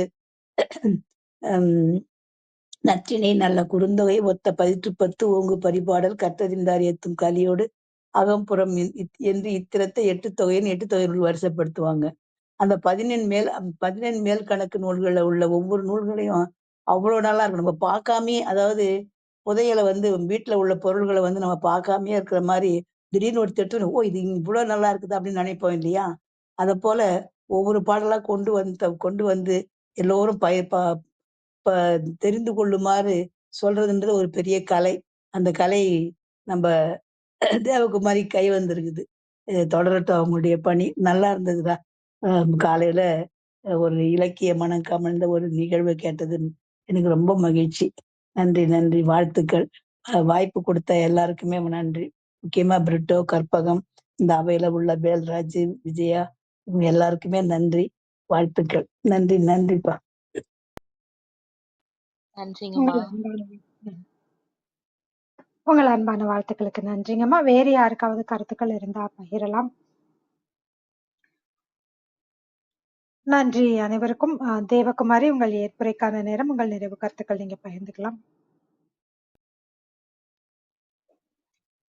அனைவருக்கும் வணக்கம். மீண்டும் ஒரு வணக்கம். இந்த வாய்ப்பு கொடுத்த அனைவருக்கும் மிக்க நன்றி. இது பகிர்ந்துக்கிறதுல எனக்கும் ரொம்ப மகிழ்வு. மிக்க மிக்க நன்றி. வாழ்த்து சொன்ன அனைவருக்குமே நன்றி. ஆரோக்கிய புரொஃபசர் கற்பகவல்லி மேம் அனைவருக்கும் நன்றி. இதற்கு உறுதுணையா இருந்த எங்களுடைய வலுவும் போற்றும் அவைக்கும், அவையில இருக்கும் என்னோட உறவுகளுக்கும் அனைவருக்குமே நன்றி. நன்றி. மிக்க நன்றிங்க தேவகுமாரி. விந்தியா கௌரி அம்மா வணக்கம், நீங்க பேசலாம். அனைவருக்கும் வணக்கம். சங்க இலக்கிய பாடல்கள் அனைத்துமே அருமையான பாடல்கள். நம்மளோட வாழ்க்கையை செம்மையாக வைத்து கொள்வதற்கு அது பெரும் உதவியாக இருக்கும். அந்த பாடல்களை சொல்லி அதற்கான விளக்கம் சொல்லி திருக்குறள் கருத்துக்களையும் எடுத்துரைத்து சினிமா பாடல் அனைவருக்கும் பிடித்த அந்த பாடலையும் சொல்லி அருமையாக அவங்க பேசினது போற்றுதற்குரியது, பாராட்டத்திற்குரியது. அம்மா உங்களுக்கு வாழ்த்துக்கள். சங்க இலக்கிய பாடல்கள் அகம் புறம் சார்ந்த அனைத்து பாடல்களுமே படிப்பதற்கு மட்டுமல்ல, அது நம்ம வாழ்க்கைக்கு நன்னெறி காட்டும். அதான் இன்றைக்கும் என்றைக்கும் சங்க இலக்கியம் பெருமையாக பேசப்படுகிறது. அதில் உள்ள சில பாடல்கள் நம்ம கடைபிடிக்கணும். அன்றைய காலத்தில் பெண்களுக்கு சுதந்திரம் கொடுத்துருக்காங்க. அவங்க விரும்பின மணாளனை ஏற்றுக்கொள்வதற்கான சுதந்திரம் அன்றைக்கு இருந்திருக்கு. அதை பல பாடல்களில் நம்ம உணர்ந்து கொள்ளலாம். அதே போல் புறம் தொடர்பான பாடல்களில் ஆண்பார் புலவர்கள், பெண்பார் புலவர்கள் தங்கள் உள்ளத்து அந்த எண்ணங்களை அவங்க அழகாக பாடலாக பதிவிட்டிருக்காங்க. இப்போ அகப்பாடலை எடுத்துட்டோம் அப்படின்னா எத்தனையோ பாடல்கள் இருக்குது. இருந்தாலும் காதலை நுட்பமாக சொல்கிற ஒரு பாடல். நிலத்தினும் பெரிதே வானினும் உயர்ந்தன்று நீரினும் ஆறளவின்றே சாரல் கருங்கோர் குறிஞ்சி பூக்கொண்டு பெருந்தேன் இழைக்கும் நாடனோடு நட்பே. குறுந்தொகை பாடல். இந்த இடத்துல நட்பேன்னு கொடுத்துருந்தாலும் தலைவன் தலைவி மீது கொண்ட அந்த காதலை தலைவி புரிந்து கொண்டு அருமையாக தோழிக்கு எடுத்துரைக்கிற மாதிரி கவிஞர் எழுதியிருப்பார். அதே போல் மகளோட அந்த காதலை, உண்மை காதலை, புனிதமான காதலை மருமகனோடு அவள் போயிருப்பாள் இல்லையா மகள், அதை ஏற்றுக்கொண்டு பக்குவமாக, அதே சமயம் மகளை வெறுக்காமல் மகளை நினைத்து பாலினத்தில் அவள் எவ்வளவு கடினமான பாதையில் கஷ்டப்பட்டு நடந்து போயிருப்பா, அவள் நல்லா இருக்கணும் அப்படின்னு நினைக்கிற அந்த நற்றாய், அவளை தேடி போகிற அந்த செவிலித்தாய், இப்படி உறுதுணையாக இருக்கிற ஆருயிர் தோழி, தலைவன் தான் விரும்பிய பெண்ணை பொருள் தேடி ஏற்றுக்கொள்ளும் களவு வாழ்க்கையை கற்பு வாழ்க்கையை மாற்றுகின்ற அந்த விதம், அதிலேயே நிலையாமை கருத்துக்களையும் சொல்லியிருப்பாங்க. புறத்துலேயும் சரி, அகத்தில் நல்ல ஒரு குடும்ப வாழ்க்கை எப்படி இருக்கணும், தலைவன் எப்படி இருக்கணும், பெருமையும் உரனும் ஆடும் மேன அப்படின்னு எழுதியிருப்பார் தொல்காப்பியர். ஒரு ஆண்மகன் வீரமானவனா அறிவானவனா இருக்கணும் அப்படின்னு. அதே போல் பெண் பிள்ளைங்க நாணம் அச்சம் அடம் பயிர்ப்பு இந்த 4 இருக்கணும். பாடல்களில் இந்த கருத்துக்கள்லாம் இருக்கும். பெண்கள் அன்றைய காலத்து தலைவி ஒருத்தி அப்படித்தான் கொடுத்துருப்பாங்க. ஒருவன் ஒருத்தி தலைவன் தலைவி அப்படித்தான் கொடுத்துருப்பாங்க. மக்கள் நுதலிய அகன் ஐந்தனையும் சுட்டி ஒருவர் பெயர் கொள்ள பெறார். எவ்வளோ நாகரிகம், எவ்வளோ பண்பாடு எல்லாத்தையுமே அந்த 14 மேல் கணக்கு நூல்களில் நம்ம பார்க்கலாம். இவங்க அந்த கருத்துக்களை எல்லாம் சொன்னது. அதோட மட்டும் இல்லாமல் இன்றைய தலைமுறை திரை இசை பாடல்களை ரொம்ப விரும்புகிறாங்க. நமக்குமே நல்ல திரை இசை பாடல்கள் பிடிக்கும்.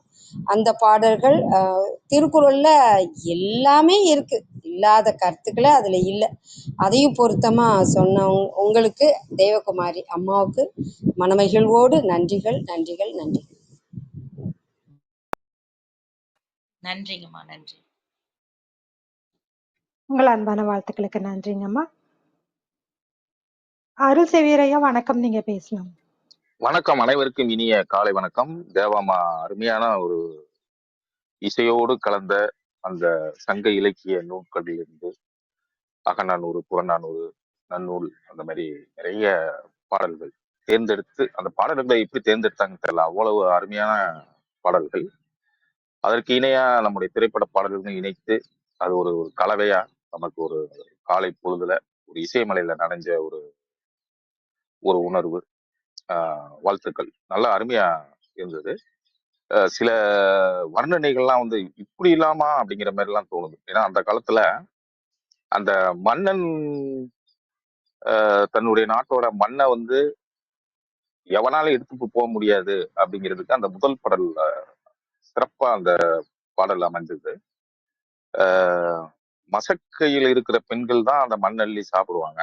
ஆனா மண்ணை மட்டும் எடுக்கிறதுக்கு வாய்ப்பு இருக்கு. ஆனா எந்த பகைவனாலும் என் நாட்டு மண்ணை எடுக்க முடியாது அப்படிங்கிற வர்ணனையெல்லாம் வியப்பா இருந்தது. ஸோ சங்க இலக்கியங்கள்னாலே நிறைய பேர் அது பெருசா அது யாரும் இது பண்றது இல்லை. அதுல விருப்பம் உள்ளவங்க, அதுல ஆர்வம் உள்ளவங்க மட்டும்தான் படிக்கிறாங்க. தேவகுமாரி அம்மா அந்த இசையோடு கலந்து அந்த சங்க இலக்கிய நூல்களில் உள்ள பாடல்களை வந்து பாடும்போது அது ஒரு வாய்ப்பா எடுத்து நம்ம தெரிஞ்சுக்கிறதுக்கு, எனக்கு தெரிஞ்சுக்கிறதுக்கு ஒரு வாய்ப்பா அமைஞ்சது. எவ்வளவு ஒரு அந்த காலத்துல கபிலரா இருக்கட்டும், எவ்வளவு பேரு அந்த தலைவன் தலைவி நாட்டு மண்ணு இதெல்லாம் சொல்லும் பொழுதுலாம் எவ்வளவு நுணுக்கமா எப்படி எழுதி வச்சிருக்காங்க அப்படின்னு வியப்பா தான் இருக்கு. அந்த அளவுக்கு சங்க இலக்கியங்கள்ல அவ்வளவு பாடல்கள் இருக்கு. அதுல திருக்குறளையும் அதுல தேர்ந்தெடுத்து சொன்னது மிகச்சிறப்பு, அருமையா இருந்தது. பாடல்களும் அருமையா பாடினாங்க. செம்மீனே செம்மீனே இவங்க கவிதா அம்மாவும் நல்லா பாடினாங்க. சிறப்பு. வாழ்த்துக்கள், அனைவருக்கும் வாழ்த்துக்கள். நன்றி நன்றி, வாய்ப்பு நன்றி.